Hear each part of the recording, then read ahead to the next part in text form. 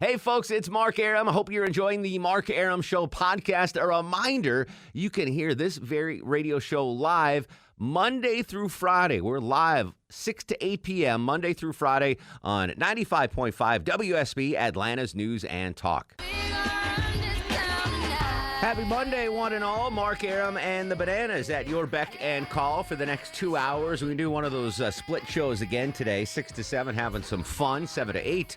We'll flip the switch on the Cox Media Group radio network and do an impeachment trial recap. And we'll be waiting to hear a press conference from the NTSB about the fatal helicopter crash that took 9 lives yesterday in California, including Kobe Bryant and his daughter. I wanted to honor Kobe Bryant on the show today, but we have a short show. We got Millennial Match Game, so I didn't know how to do it. So to honor the Black Mamba, as that was his nickname, Longoria. I don't know if you knew that. You're not a big NBA guy. I am, and I did know that. We're going to do a Millennial Match Game, athlete nicknames. Nicknames. Yeah, that's a hard one. Let's kick this thing off, buddy. Let's play Millennial Match Game. Joining us in studio, a second-time Millennial on Millennial Match Game from the sales department. It's our buddy Ashley. How are you, Ash? I hate you so much. It's going to be a tough one. I know nothing about But some of these are sports. very, very obvious. So I think, are they? Deb gave you a couple of softballs in there. That being said, your second time on Millennial Match Game, tell the folks a little bit about yourself. Sure. My name is Ashley. I am 26 years old. I know nothing about sports except maybe figure skating in the 90s. Oh, try to come up with some figure skating. Should have started there. I'm a millennial, and I'm happy to be back. All right, we're happy you had a great first appearance, so I expect great things from you. Let's meet our contestants on the phone. Steve's in Roswell. Steve, tell the folks a little bit about yourself, buddy. Hey, Mark. 48 years old. Work for a general contractor here in Atlanta and a superintendent for them. Superintendent for whom? A general contractor here in Atlanta. Oh, excellent. What's the worst job that a contractor gets? Like, what do you not want to do the most in your job? Oh, my Lord. There's so many things. Everything you do. Where do you start? Yeah. But, all right. Well, you'll think about it. Give me an answer later. Think about that for a while. Okay. You're going to be playing against Christopher. Christopher, welcome to the show. Tell the folks a little bit about yourself, buddy. Hi, Mark. I'm a 47-year-old physician from Canton, Georgia. Oh, do you mind if I ask what kind of physician? Family physician. Family physician. Family. So you could prescribe low T Chuck, Cialis, and that kind of Testosterone. stuff? I mean, hypothetically, I'm not asking you to do it, but Theoretically, theoretically. yes, Okay, okay. good. All right, so here we go. Millennial Match Game. In case you don't know, it's brought to you by Rocco's European Garage. Here's the deal, Millennial Match Game, guys. I'm going to give an athlete's nickname. You don't need to know what the athlete is. You just have to guess whether the millennial knows. In this case, Ashley's being very straightforward. She doesn't know much about sports. For example, the Black Mamba, of course, was Kobe Bryant. Would you have known that, Ashley? Yes, Yeah. As of lately. yesterday, yeah, exactly. All right, here we go, Steve. You're up first. The nickname is The Juice. The Juice. Will Millennial Ashley know what athlete had the nickname of The Juice? She should, but I'm not so sure she will. Yeah, it's a tough one. When in doubt, the Millennial doesn't know. Yeah, Thanks, dude. millennial does not know. I'm going to say no. Yeah, no, I'm with you on this. Ashley, who's The Juice? Okay. So this entire game is going to be comprised of people hating me because the first thing that comes to mind is Juice WRLD, but he's a rapper, and I have no idea. So let's just say Juice WRLD is yeah, your guess. that's what we'll... Juice WRLD. They turn on the juice. They turn on the juice. The Juice is O.J. Simpson. You know, have you ever heard of O.J. Simpson, Ashley? Yeah, but for other reasons. Yeah. All right, that was his nickname. All right, very easy game, Steve. You get the point. Ashley is not going to know many of these, including this one, Christopher. I'm going to give you some hints. I'll give you extra hints coming up. The Yankee Clipper. The Yankee Clipper is the nickname. Will Ashley know what famous athlete had the nickname the Yankee Clipper? There is no way. No way. I agree. I'll give you a hint. Baseball player. I know. New York Yankee. Oh. Italian last name. Oh, I mean, I just gave you 3 amazing clues right I there. know one baseball player. Let's hear it. Chipper Jones. Chipper Jones, the Yankee Clipper. He was known as Joltin' Joe and the Yankee Clipper. Today we're taking a look at the life and career of Joe DiMaggio. Joe DiMaggio. Have you heard of Joe DiMaggio? He's married to Marilyn Monroe. I thought he was a Sopranos character. That was close. Have you heard of Marilyn Monroe? Do you know who that is? Obviously. Okay, so he was once married to Marilyn Monroe. Oh, Yeah. now she's a famous athlete that I know. She's not an athlete. He's but not looking at me like I'm doing no. well. All right, here we go. Steve, you're up. We're tied up 1-1. Millennial Match Game brought to you by Rocco's European Garage. This is one. You from Atlanta, Ashley? I am born All right. and raised. So this one you might get. Okay. Steve, the nickname is Prime Time. Prime Time. Well, Millennial Ashley, 26 years young, know what athlete had the nickname of Prime Time? That's why Chris Berman right there. Prime Time. I would say she's got a 30% chance of guessing, but I'm still going to go no. Yeah, you got to go no. You got to go no. Who is Prime Time, Ashley? Football player. Atlanta 30%. Falcons. 30%, such a high percentage. That is a you high have percent. way too much faith in me. All right, look at me. Focus. I'm looking. Football player. Football player. Atlanta Falcons. Atlanta Falcons. Prime Time. Prime time. Name a Falcons player. Any Falcons player will do. Do you know a Falcons player? Why did you guys pick me? It's just the luck of the draw, the buddy. luck of the draw was sports. I'm going to go with John Travolta.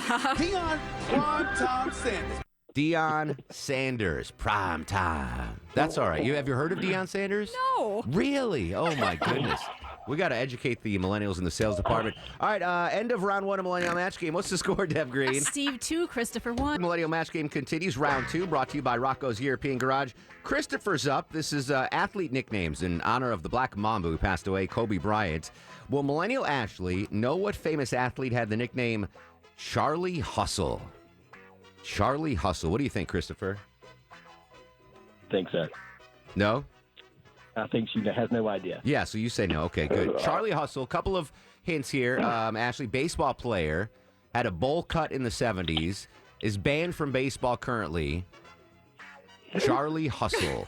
Charlie I think that Hustle. our one contestant is starting to really catch my drift Yeah. here. That I have no idea. No idea. I'll give you his first name is Pete. I'll even give you that. Pete is his first A name. man named Pete Yes. is my guess. His nickname is Charlie Hustle, but his first name is Pete. Pete Charlie Hustle. Yes, that is not correct. Rose has 36. He's trying to tie it up. There it is. Pete Rose. Peter 36. Edward And he's hit Rose, the all-time hit king, was banned from baseball for betting on games. There you go. I'm going to at least teach you a little something during Millennial Match Game. think you will. I'm I think you skipping will. number 5, Deb Green. Number I think 6. she might know that one. You think? Yeah. All right. See? Steve, here we go. The nickname is the Flying Tomato. The Flying Tomato. Will Millennial Ashley know who the Flying Tomato is? Ooh, I know. I don't think so either. Flying Tomato. Winter sports. Deb. Winter sports. Winter sports, not an ice skater. But is it particularly figure skating? That is my lane. I don't think they would name a figure skater the Flying Tomato. I was wondering. That'd be a bad nickname for a figure skater. I mean, I'm just gonna go with Sacha Baron Cohen that is because that is close. There it is, the Flying Tomato. Shaun White's nickname. Sean White, the snowboarder. I even knew that one. All right, I told you we should have skipped that one. Deb. All right, here we go. That was Christopher? No, that was Steve. That was Christopher's Steve. up. Here we go. Back to baseball. Baseball. Hammer and Hank. Will she know who Hammer and Hank is, Christopher? What do you think? Ooh, she is from Atlanta. She may know this one. Hammer and Hank. If she doesn't know this one, we might just end the game right now, Shalongoria. I'm Let's be down. optimistic. Let's say yes. You You'll know say this. yes. Hammer and Hank. guys, it's Hank Aaron. Yes. Good Yes. job. Hammer and Hank. On 7-14. Here's the pitch by Downing. Swinging. There's a drive into left center field. That ball is going to be out of here. It's gone. It's 7:15. There's a new home run champion of all time, and it's Henry Aaron. As heard live on WSB Radio way before you were born. I was 1. I was don't- like 8 months when that You don't happened. know how old. Oh, I told you. Yeah, Millennial Match Game continues. Let's do, all right, who's up? That is... It's Steve's turn. Steve, you're up. The Stilt. The Stilt. Will Millennial Ashley know whose nickname was the Stilt? No. No chance. And if she didn't know the last one, she should have to leave town. Yeah, that's why we're going to end the show right there. We're going to go to traffic early. All right, the stilt. Here's some hints. He played basketball. Okay. He was very tall, and he claims to have slept with over 10,000 women. I mean, I know a few men that have claimed to have slept Yes. with 10,000 women, but the stilt, The stilt. I don't know. Michael Jordan? No, that was a good guess, though. Okay, That's a basketball okay. player.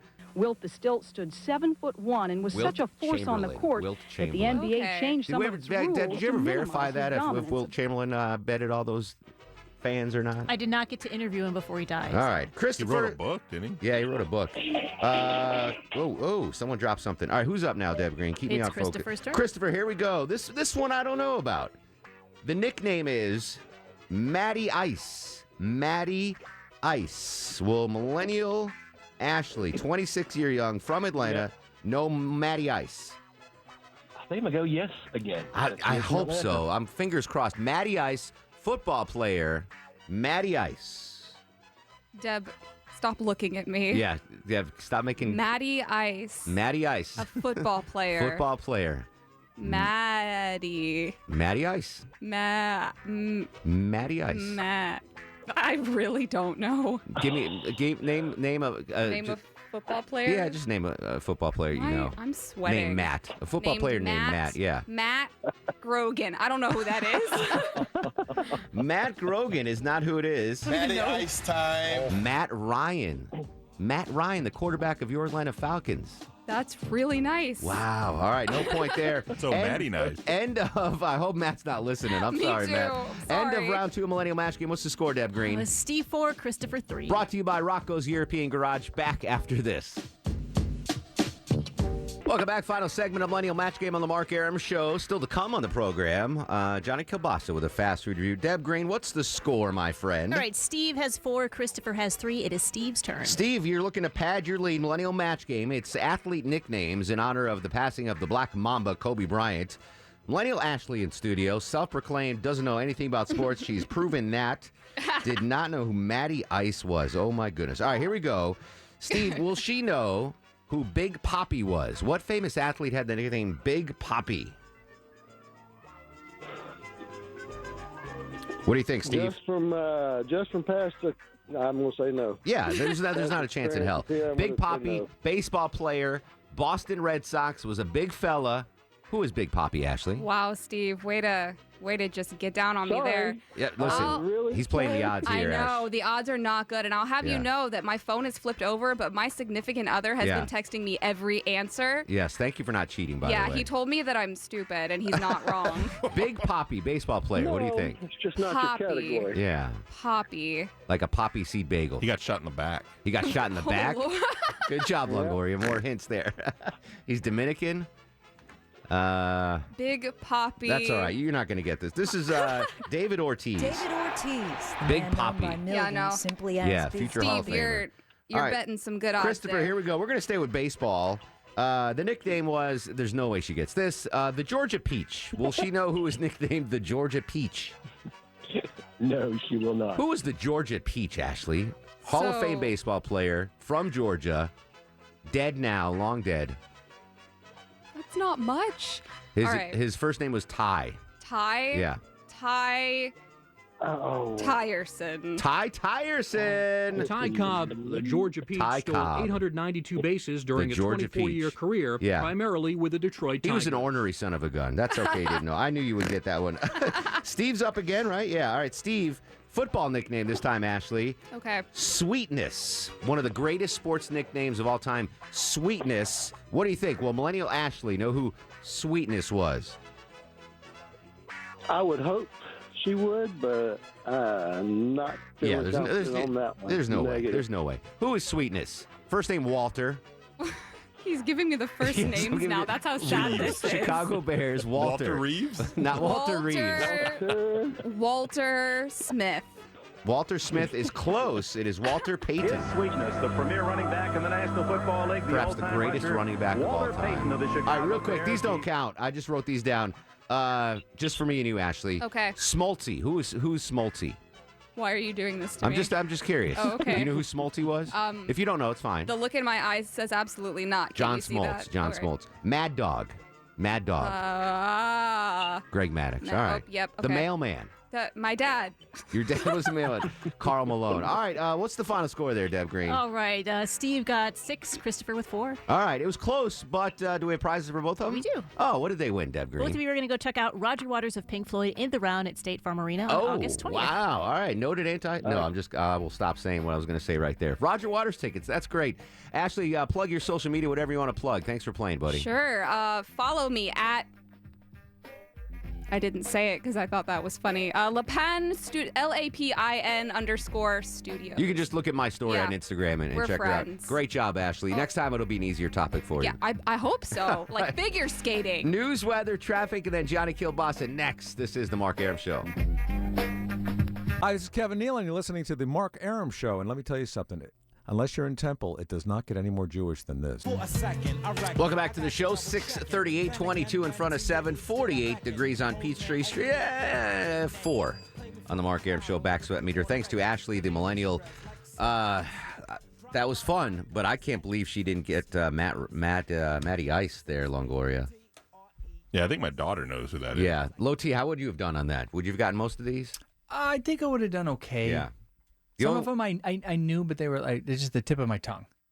I would not have gotten the flying tomato. No. The Shaun I White put that one. on there because For I her. knew she was a little bit Yeah. younger. I'm like, oh, she'll get that one, right? Yeah. Apparently those- not. Yeah. I did. There's one I did. Flojo. Who's Flojo, Longoria? She's a runner. Yeah. Florence Griffith Joyner. Yeah. I can't get her name, but she's a I runner. accidentally skipped that one, but that was She entertaining. might have gotten Flojo. That was no. No. Not at all. She got one, right? Hank Aaron. Thank the Lord. Yes, Hank yes. Aaron. Thank the Lord. Real quick, Johnny Kielbasa come up in the fast food review. We mentioned Kobe Bryant's passing. In the 7 o'clock hour, the NTSB is going to do a press conference. If it comes within 7 to 8, we'll broadcast it live here. A lot of questions need to be answered. 9 people perished in that. Just real quick, Chuck, where were you when you found out about the death yesterday, and how did what happened? Jennifer and I were driving back, and we got within range of the station and turned it on, and I heard Jennifer Griffey's break in, and honestly, my jaw hit the floor. Yeah. Like we were driving, and I actually physically got sick to my stomach for a second. Like it was so out of the blue. Yeah. It's just so weird. I don't know. This is weird. I've had a weird reaction. Yeah, I didn't. So I was at a cooking class with Maya yesterday. It was fun, by the way. Got to cook Chinese food for the Chinese New Year. Nice. Which, by the way, one of those foods we'll be quizzing Alex Williams at in just a minute. Oh, great. But I got a text from our bosses, and you can't like touch your phone during the cooking because your phones are dirty. Sure. So we had like a little break before. So I pulled up my phone. I got all these text messages, including from our bosses, and I was like, "Oh my God!" Yeah. And I didn't even know what to do. So I was like, because I thought I might have to come in, and I told Maya, and I didn't say anything else to anyone in the class. But to me, I didn't know how to react because he was so vibrant, like just so full of life, and had such a amazing, what was setting up to be an amazing second half of his life. So I was like you, I was just like, I was stunned. Yeah, I didn't Just even say stunned. anything. I was like, wow. Longoria, what about you? You're a big basketball guy. Yeah, I mean, I'm with y'all. It was at first, I got it. I was. Oh, this is funny. I was actually, telling Charlie earlier. I got a text from my mom, and my mom's the one that said that he had passed away in a helicopter accident. My mom is notoriously wrong for people dying. I mean, people died 5 years ago, and she posted, or they just don't even. Like and people so on I was like, Facebook. I didn't really believe her at all. So I looked it up, and then I was like, oh, okay. Well, I guess she is right this time. Yeah, it sucked. I mean, you just don't expect it. I mean, he's so young. He's our age. I think it hits us harder when it's somebody like our age. If somebody is in their, 41. somebody that's 80 or 90, you're kind of Yeah, like, of oh, course, well, they kind of absolutely. expect, But yeah, it was a weird night. Like, it was just weird. I was watching. The girls did not want to watch it. They wanted to watch cartoons. So they're like, can we stop watching? Thinking about Kobe Bryant. I'm like, well, I just want to watch this. A little it was. I mean, it's a generational hit for us. I think so. Because we grew up. We're all the same age as him, and Watching we grew up. He went from high school to the NBA, and just had this amazing Hall of Fame career. And I, as a Knicks fan, never liked him because I was a Celtics fan. I couldn't stand him. He daggered me more times. But you respected the crap out of him. So much. Deb, where did you find out? How did you find out? Well, I got the alert on my phone, and I was home cooking, so I'm like, well, put the news on, because, text alerts or whatever. So we put on breaking news, and they had the footage out in California. I didn't, at first, I was with you. It's so funny you say that about moms, because our moms, that generation, are the worst at spreading bad stuff on Facebook. Like, talk about fake news or something like every year, I forgot what it is. It Barry Manilow? Yeah. Every year it's like, oh, Barry Manilow died. It's like, no, he didn't die. Let's before the fast food review, let's bring Johnny Kielbasa in, a big sports guy. Johnny, where were you when you found that? Heard the news about Kobe yesterday? I'd rather not say where I was. I was rather indisposed at the time, but it's definitely an American tragedy.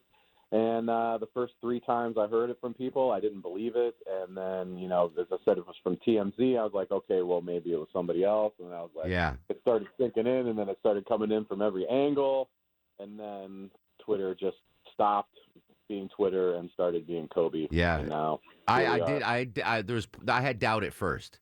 But then when it was confirmed, I literally didn't even say anything. Like, I was in a classroom with like 20 people, and I didn't even talk. I was like just trying to digest it. And and how he died, the helicopter crash, my immediate thought was Smiling and Doug. Doug, are you with us real quick before we go to traffic? Yes, sir. So we're waiting to hear from the NTSB, but it sounds like this was a weather issue. The ceiling came in Calabasas real quick. God bless you guys for going up in the chopper today after a story like that. How did you find out? What was your first thought real quick? I saw a push alert actually at the same time for both Channel 2 and WSB Radio, and immediately I said to my fiance, Momo, we were just hanging out at the house cleaning up, and I was like, Momo, have you ever heard of Kobe Bryant? She's German, and she had never heard of him because she just not tuned into American sports. I was like, this guy's a legend, and he just died at age 41 in a helicopter crash. And so it definitely made me immediately think about it. Just Friday evening, and we had to land at a different place because fog came over to Camp Peachtree Airport, so that was already top of mind. And certainly, if it was a potential weather issue that did him in, and we don't know that yet at all, but that certainly was top of mind to me. Yeah, real quick, Doug, we got 30 seconds here before you start talking again. Did you have a discussion with your pilot today at all? Did you guys bring it up, or is it like don't even mention it? We not only did the pilot and I talk about it, but also Smilin and I dropped a special traffic podcast today just to discuss both his dealings as a former sports anchor and then ours with helicopter safety. So you can find that on WSRadio.com. All right, yeah.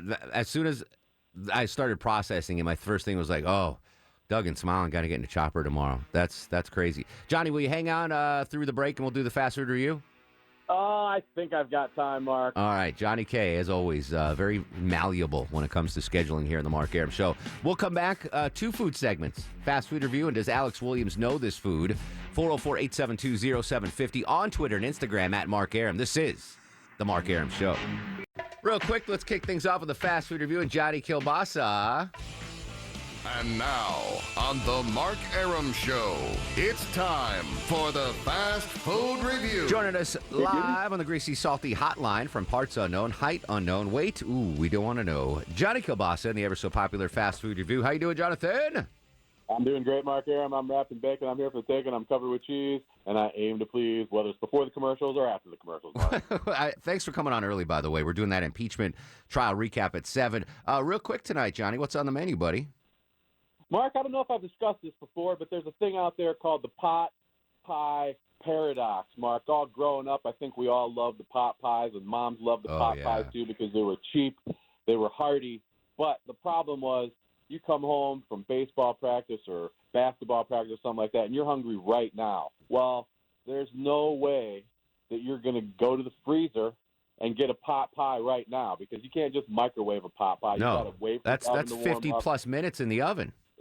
You got to stick that pot pie in the oven. You got to wait and wait and wait. And then when it comes out, it's boiling about 500 degrees. Exactly. You got to wait for it to calm down, cool down, and then when you eat it, you burn your mouth. And by the time you actually get it cooled down, you get about 3 good bites, and then it's over with, and all you got left. That being is said, Mark, I love them. I love them, though. We've broken the pot pie paradox, Mark. Church's Chicken now has handheld chicken pot pies, Mark. You don't have to wait for the oven to warm up anymore. You can just go on down to Church's. 2 for $3. What? Yeah, 2 for $3. What? Alewine literally just drove off the road right now, going to the church. 2 for $3 pot pies. Yes, indeed, and they're hot and ready right now. You can. Did you ever think there would become a day when you could drive down I-85 and you could eat pot pie while you were driving? I don't recommend it as a traffic guy that anyone eats a pot pie behind the wheel. If you're in an Uber. Oh, remind me tomorrow, Deb. I got an amazing Uber Eats story to tell tomorrow. We won't have time for it. I'm down. I'm glad to see churches to step it up because they kind of got lost in the whole chicken shuffle with Popeyes and Chick-fil-A. So churches finding a niche, and I'm willing to get, listen, $3, you get 2 pot pies. I don't even care if they're not even good. That's a great deal for me. Johnny, we appreciate you as always, and... If the cholesterol is high, baby. So follow me on Twitter and Instagram, Johnny Kielbasa Rocks, and listen to 31 Podcasts in 31 Days on the Sausage Jet Podcast on any pod app or JohnnyKielbasa.com. All things Kielbasa on JohnnyKielbasa.com. Appreciate you, bruh. Anytime, bro. All right, from the fast food review to does Alex Williams know this food? Does Alex Williams know this food? Does Alex Williams know this food? Does Alex Williams know this food? That boy don't know what that is. Alex Williams, valuable member of Triple Team Traffic, just does not know anything about food. Although we learned during the break, Deb Green, that his favorite meal is a deli sub. Cold or hot? Cold or hot. That's right. Publix, I would imagine, where shopping is a pleasure. That's good Amazing stuff. All right, tonight's food, little guy, bok choy. Bok choy. B-O-K space C-H-O-Y. What is bok choy? I have absolutely no idea. idea. Take a guess, little guy. Bok choy. Obviously, it's not Italian. What would bok choy be? Bok choy. A type of soup? You can find it in soup. I'll give you a look right there. That's a Chinese cabbage. It's a little Chinese cabbage. They're delicious. Delicious. Bok choy. That boy does not know what that is. He did not know what bok choy. You've had it in some of your Chinese food dishes, I'm sure. I do love Chinese food. Yeah. It's if I showed you a picture of it, you know what bok choy is. All right. Swing and a miss. Alex Williams did not know what that food was. Thanks as always, Alex. Ken is in Johns Creek. Ken, real quick, what do you have? Hey, one of your trivia questions was about the Georgia peach, and I know 100 years ago in a baseball context, sure, Ty Cobb, who you called cantankerous, I would say deeply racist. Yes. But for the last 70 years, the real Georgia peach is whop, bop, bop, whop, and boom, Little Richard. Oh, really? Was he also the Georgia peach? I did not know that. But he's not an athlete. Yeah, but he's not an athlete. He's not an athlete. I'm an athlete. Former Division I athlete. Chuck, former Division I athlete. One or three? What? You were an athlete in That's college. Division I. All right, Division I athlete. Longoria and Deb Green. Not Division I athletes. No. Oh, no. Mac in Stone Mountain. Mac, real quick, what do you have, buddy? Yeah, out there in Kobe Bryant territory, all the police helicopters were grounded that morning. Yeah. And some people said they haven't seen the weather that nasty in their lifetime. I heard from a witness who saw it go down say that the clouds were like 100 feet above the ground, like really bad. We will hopefully hear from the NTSB next hour during our special impeachment coverage. Real quick, I didn't even mention this. Back when I did the Hawks pregame and postgame show here on WSB, I got to sit courtside for a majority of his early career. And one game a year, the Lakers would come to Atlanta at Phillips Arena, and it was always magical. I never interviewed him, never met him, but I got a front row seat about 7 different times to see Kobe Bryant, the Black Mamba. Rest in peace, and rest in peace to his daughter and the 7 other victims of that helicopter crash. When we come back, after News and Traffic, the impeachment show. The counsel for the president have 24 hours to make the presentation of their case. The Senate will now hear you. This is continuing coverage of the president's impeachment trial in the Senate. It is our position as president's counsel that the president was at all time acting under his constitutional authority, under his legal authority, in our national interest, and pursuant to his oath of office. Here's Mark Arum. Welcome to the show and a good Monday, everyone. Hope you had a great weekend. We're with you again for another impeachment trial recap here in the Cox Media Group Radio Network. Full disclosure, we're also following the other big story that broke yesterday with the fatal helicopter crash that claimed the life of Kobe Bryant, his daughter, and 7 others. Within this hour, we're scheduled to hear a press conference from the National Transportation Safety Board, the NTSB. And if that breaks during this hour, we will step away and take that live for a little bit because I know a lot of folks want to know what exactly happened yesterday. Was it weather? Was it pilot? We all know it was tragic. So just want to give you a heads up. We are going to cover the impeachment trial today. as that continues, giving you a little recap because you probably weren't able to listen or watch to the trial today. So we'll get you caught up to date on that. But if the NTSB does have that press conference, we will carry that live here as well. So what did you miss today? Let's find out. I'm Jamie Dupree in Washington. I want to keep coming back to facts. After a 2-hour start on Saturday, the president's legal team resumed its defense. We do not deal with speculation. His personal attorney, Jay Sekulow. Are we going to have every time there's a policy difference of significance, we're going to start an impeachment proceeding? Meanwhile, GOP senators are squabbling with each other over whether John Bolton should be called for testimony in this trial. Senator Mitt Romney. It's increasingly apparent that it would be important to hear from John Bolton. That drew a rebuke from new Senator Kelly Loeffler of Georgia, who accused Romney of trying to appease Democratic critics of the president. Jamie Dupree in Washington. Let's go back to the nation's capital. Joining us once again on the impeachment trial recap, our correspondent in D.C., Blair Miller. Blair, thanks for coming on again, my friend. Mark, always good to join you. I hope you're doing well. Excellent. Let's start. Jamie mentioned it. The big Bolton bomb that was dropped yesterday, the leaked manuscript was leaked out to, I believe, the Times or the Post. Right. He sent this manuscript to the White House to get cleared, and somehow it escaped the White House and got leaked to journalists and basically laid out a quid pro quo. That, I would imagine, was the big story this morning heading into the nation's capital. Exactly. It has been the big story this morning as senators were coming back in town and getting ready for their 1 o'clock opening arguments and getting back in there. And what has happened since then, it continues to be the big story. But one thing we haven't heard is there hasn't been any discussion on the Senate floor about this at all from the president's legal team. So they have not brought it up today, but plenty of senators are talking about this. In fact, some Democratic senators were talking with me first thing this morning saying, you know, had you asked us the question on Saturday, do we think we'd get witnesses? They said, no, we thought that issue was dead. But now they say it's a whole different game, and it's quite likely they'll get witnesses. Senator Amy Klobuchar was saying we expect to have witnesses, and we don't think we'll have a problem with that at all now. Yeah, when we did the show on Friday, it was assumed, all right, there's not going to be any witnesses because it's just not feasible. And then the Bolton bomb drops yesterday, and according to the timeline, the White House received the manuscript on December 30th, so almost a full month. The Trump administration knows about this, and yet we still haven't seen any movement on his defense on this, maybe couching their defense knowing that the Bolton, manuscript is out there. Well, even some Republicans were saying today they felt a little blindsided by this, wondering why the administration didn't say this was out there or that we should be preparing for this, because here they are in this trial trying to lay this out and fight adamantly for no witnesses, specifically John Bolton, and then this comes out. Keep in mind, only a handful of people in the administration had access to these manuscripts, and so for it to get out and now be a central part of this trial and essentially could change what happens this week.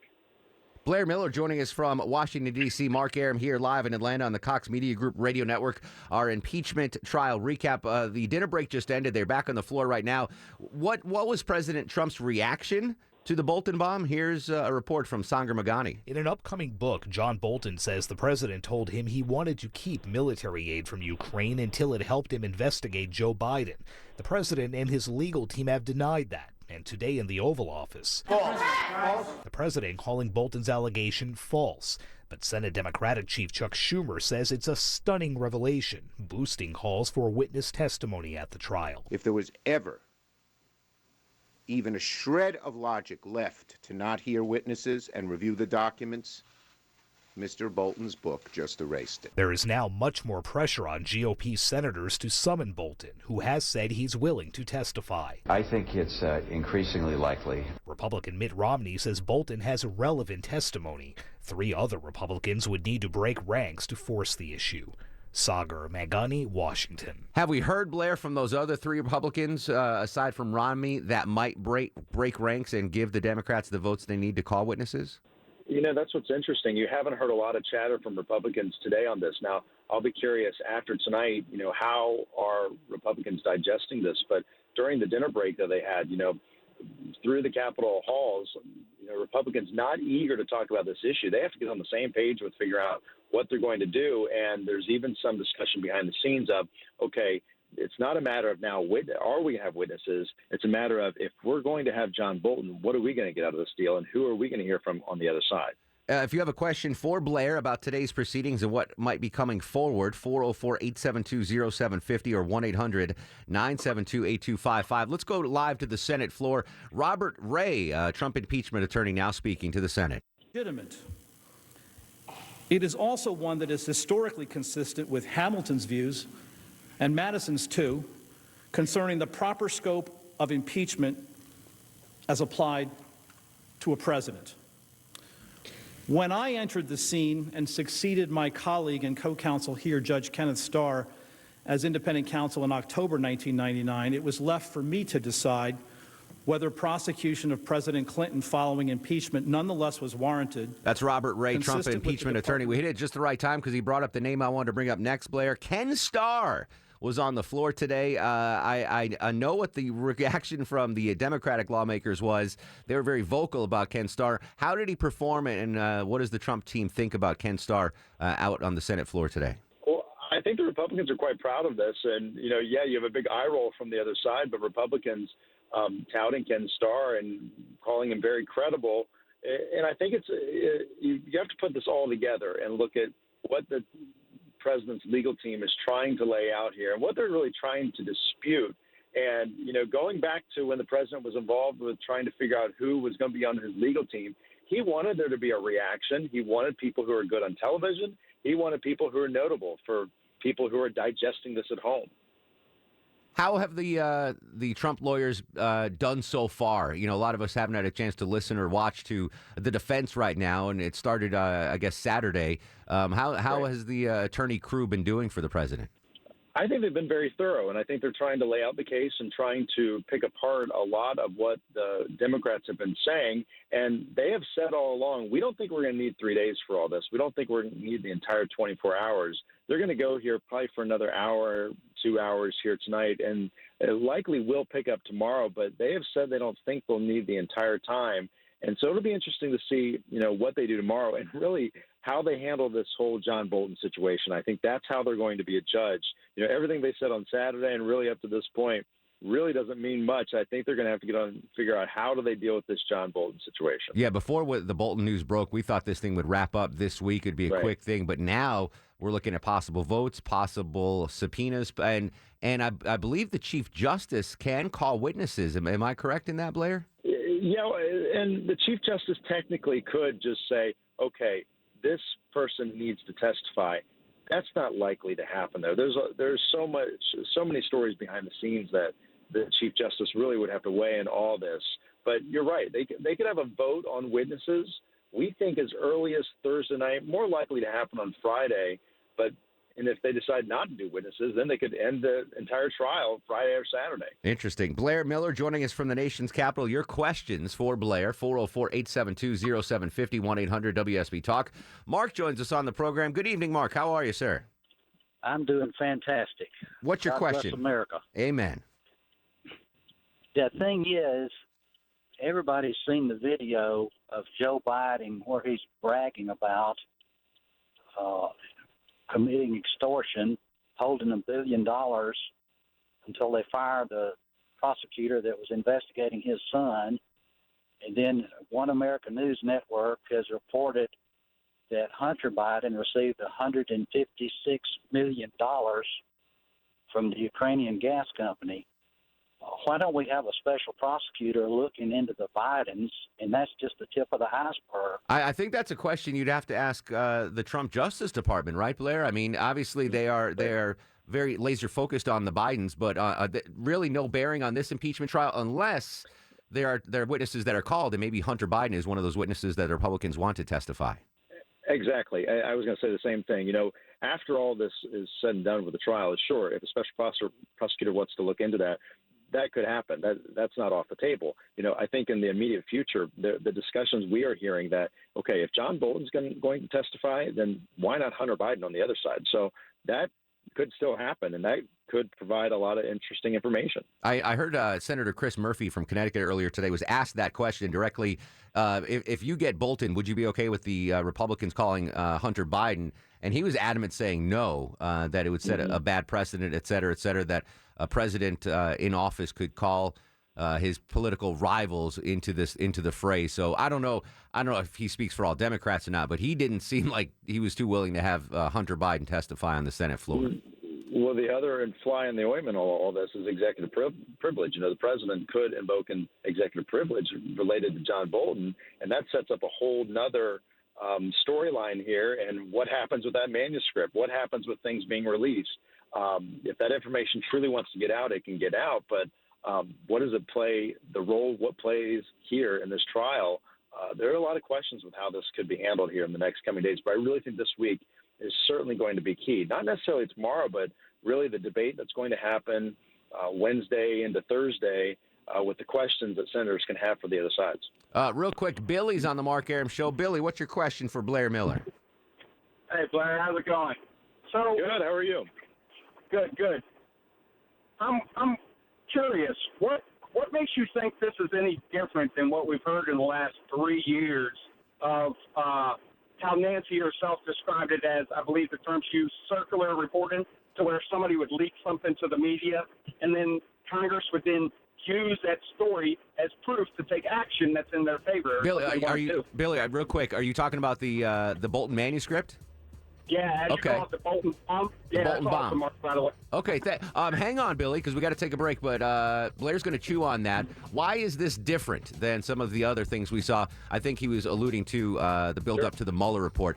Blair in Washington. Blair Miller is going to have that answer for you when we come back, Billy. More of your questions as well. 404-872-0750, 1-800-972-8255. You can hook me up on Twitter at Mark Arum, MarkArum. Back after this on the Cox Media Group Radio Network. Mark Arum on 95.5 WSB, Atlanta's News and Talk.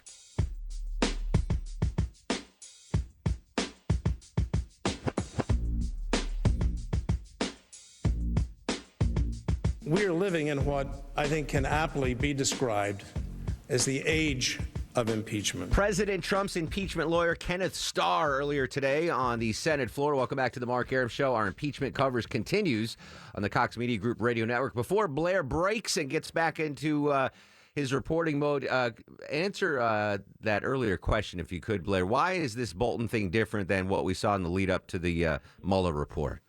Well, I think it's different for two reasons. One, this is coming from a White House source that released this, and it was a handful of people who had the information on this manuscript. Maybe 20 or so is what we're hearing.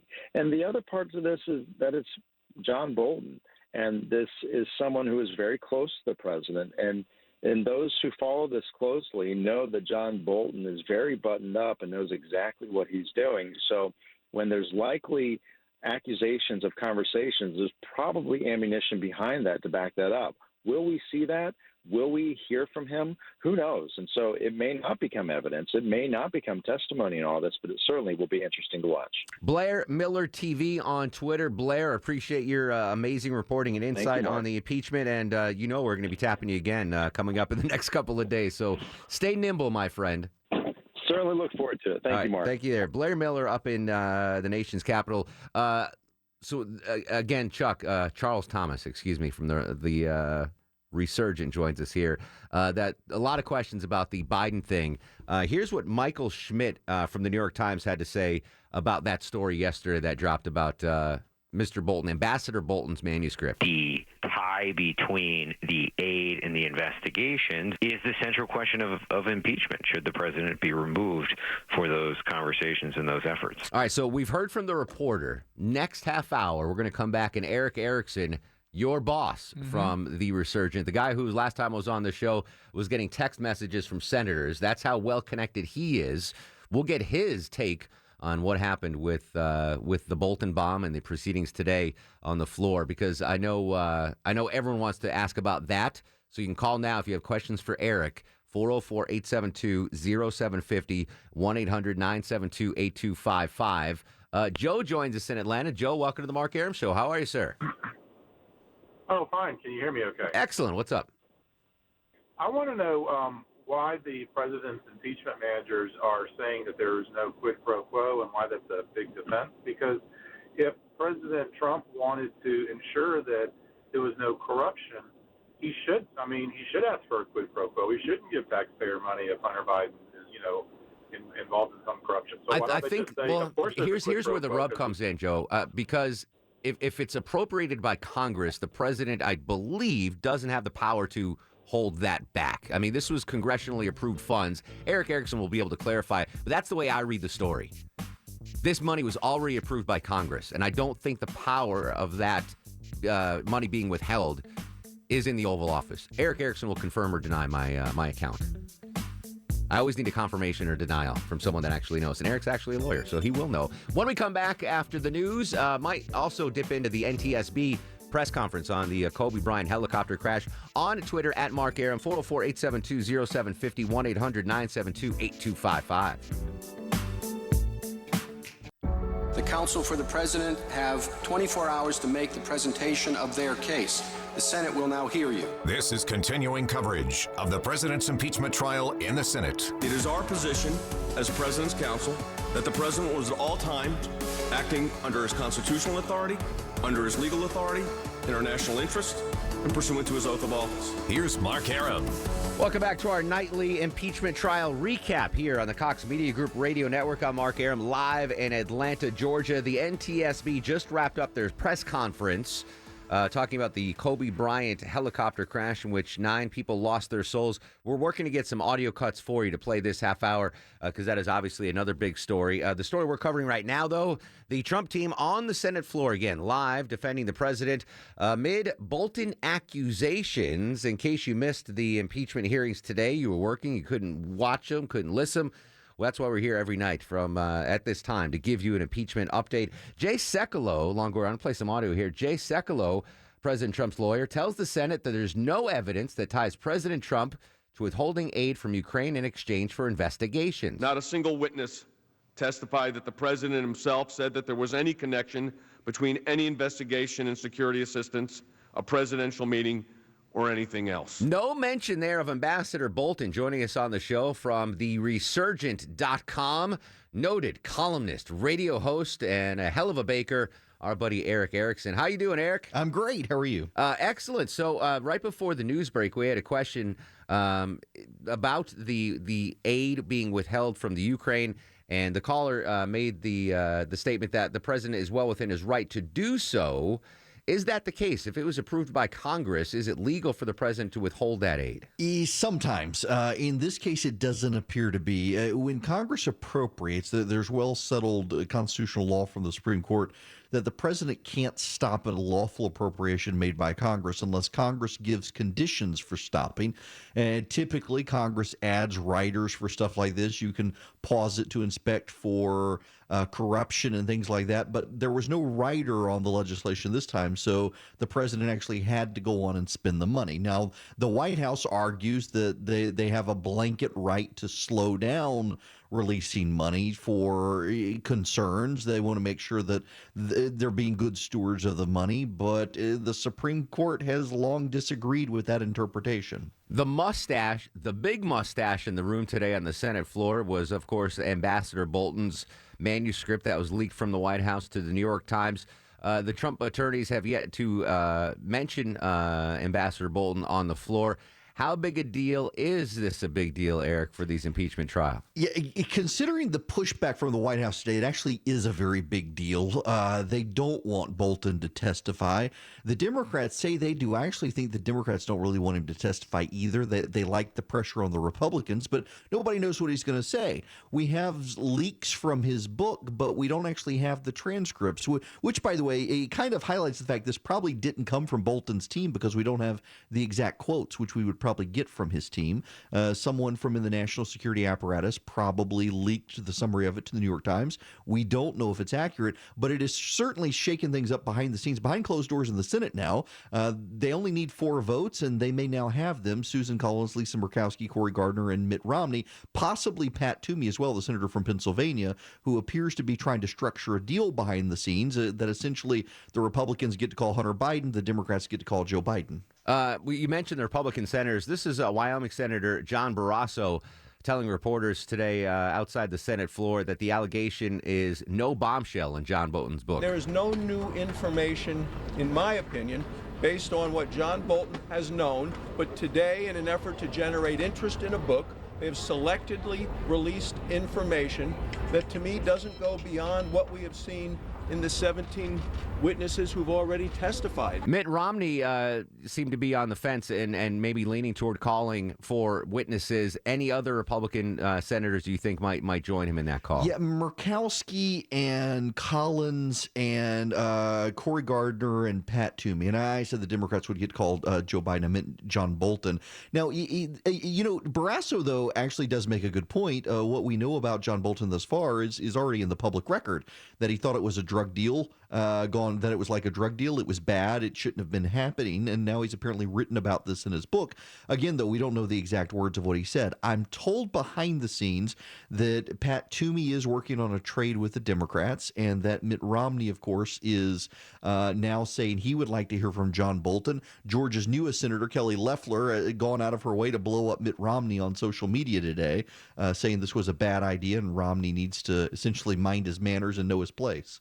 Eric Erickson and Mark Arum joining you with the impeachment trial recap. Your questions for Eric at 404-872-0750, 1-800-972-8255.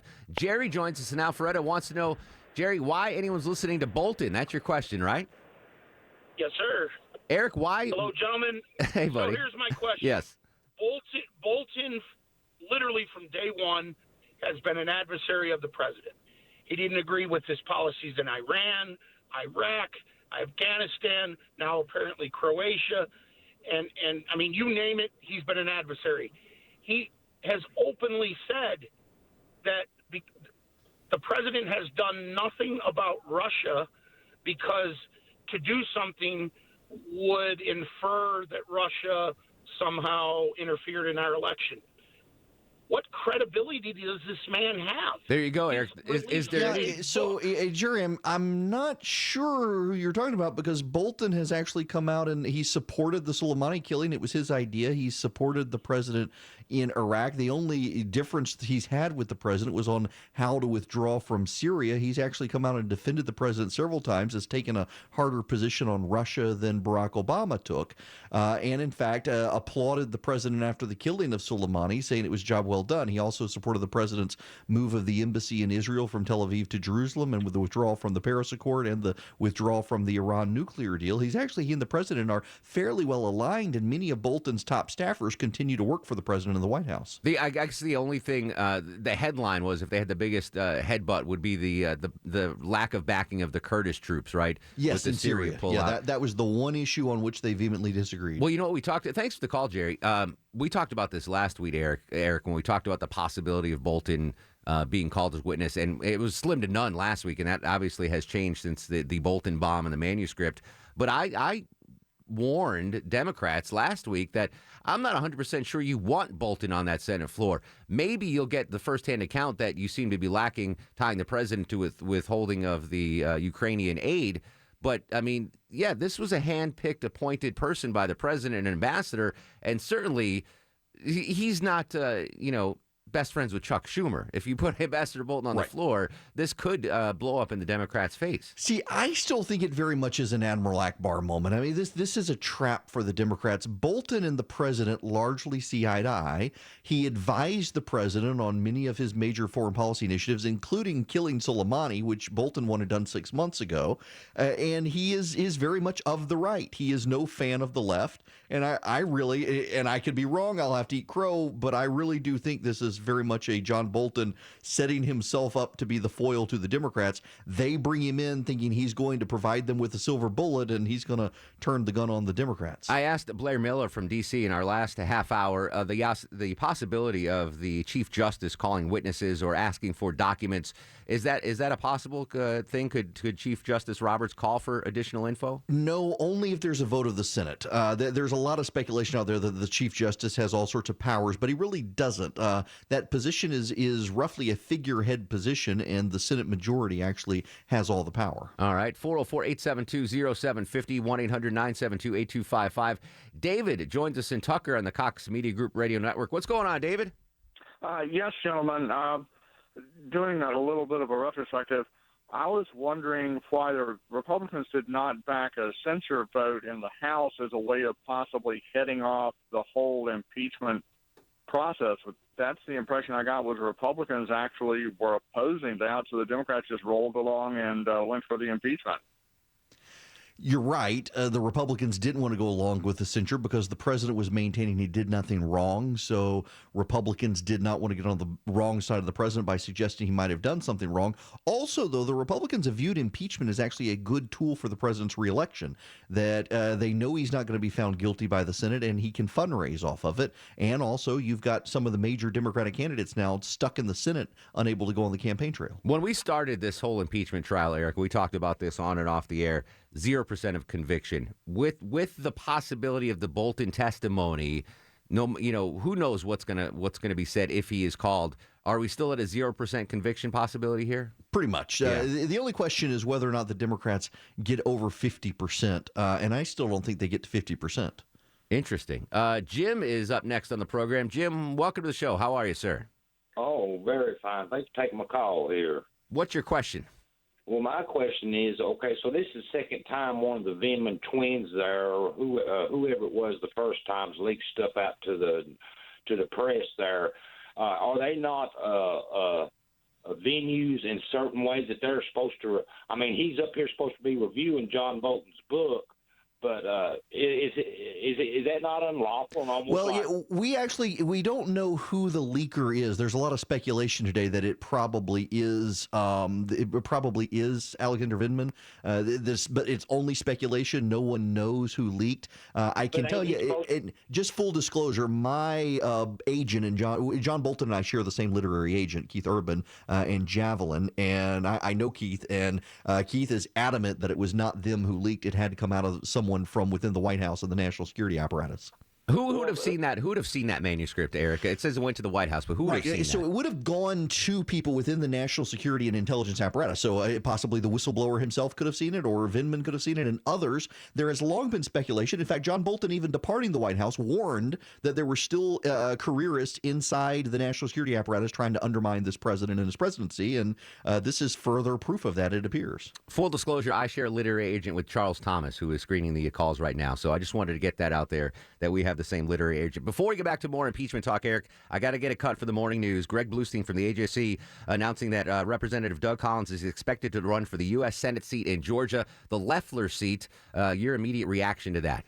I don't know that this is something Doug Collins needs to do. She's got $20 million on hand, and it presumes that the Speaker of the House and Democrats will create a primary for him. The governor said he would veto any legislation that put Loeffler into a primary. That means that the advantage is still for Loeffler on an election in November.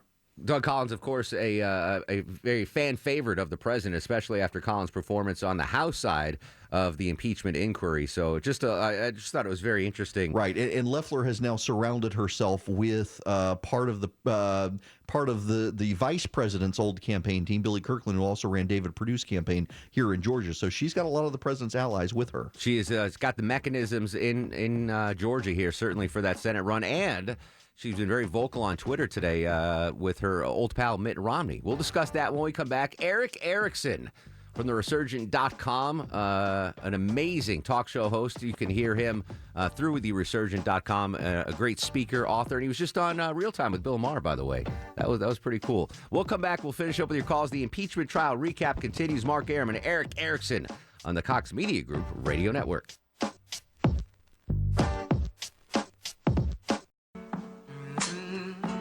Welcome back to the show. Let's go straight live to the Senate floor. Alan Dershowitz now on stage. Before the impeachment, unless a crime is specifically named in the Constitution, treason and bribery, impeachments like indictments can only be instituted for crimes committed against the statutory law of the United States. As Judge Starr said earlier today, he described that as the weight of authority being... That's Alan Dershowitz, the highest of the high-profile attorneys on the Trump impeachment team. Eric Erickson from The Resurgent joining us again for the final segment of the show. Real quick, couple more questions. Jeff, welcome to the program. What's your question about the impeachment trial, buddy? Hey, thanks for having me on. My question is, has anybody validated the authenticity of this claim? This isn't the first Which claim, Jeff? Quote. Which claim? The claims relative to Bolton's the statement. Bolton manuscript. All right, so the Times published this story, Eric. Do we have any questions about the validity of this story? Yes. The Times has done these in the past and walked them back. The Bolton team is not actually denying the quotes, but then they haven't seen the quotes. None of us have actually seen direct quotes from the book. It was an unusual statement from Bolton's lawyer this morning that the New York Times had obtained leaks, probably from somewhere in the national security apparatus. I forget the exact quote, but they didn't deny that the quote was legit or that the sourcing was accurate. But again, we haven't seen an actual quote, and the Bolton team actually is pointing out this evening that what the New York Times has is not a direct quote from the book. Interesting. Rhonda's up next in the show. Rhonda, what's your question? Hi, I'm an African-American independent voter, and I think that the senators not calling witnesses will have them voted out at the next election. Any repercussions on the Republican side if they do not call for witnesses at the next election, Eric? Maybe for Susan Collins, maybe for Cory Gardner, but by and large, no. The senators who are up for re-election are up in decidedly Republican states, and they won't be punished for it by Republican voters in those states. I mean, David Perdue and Kelly Loeffler are not going to lose Georgia because they decided not to go with witnesses. And honestly, I'm still of the opinion that in 3 weeks we're going to forget impeachment ever happened. We'll be on to the next crisis. It's theresurgent.com on social media. E.W. Erickson, my pal, the conservative Viking. By the way, Low T opened up that box you got from the rib company, by the way. Hey, if you want anything in it, you can take it. Will do. Thanks a lot, Eric. As always, appreciate it, buddy. Thank you. Real quick, some audio from the NTSB press conference. There is a impact area on one of the hills, and a piece of the tail is down the hill on the left side of the hill. That's them talking about the debris field. Should the pilot have been flying in the fog, was asked. Should the pilot have been flying in the fog at that time? I mean, that's part of our investigation. We look at weather, and we'll have to determine that at some point. Full update on that breaking development tomorrow morning during the morning news, and of course complete coverage of the impeachment trial that continues now live on the Senate floor. We could discuss online, online, on Twitter and Instagram. It's at Mark Arum, M-A-R-K-A-R-U-M, Facebook, Mark Arum, WSB. Same time tomorrow, folks, we'll be continuing our impeachment trial recap here on the Cox Media Group Radio Network. Guests of the Mark Arum Show stay at the All Suite Omni Hotel, located in the heart of Chicago's Magnificent Mile.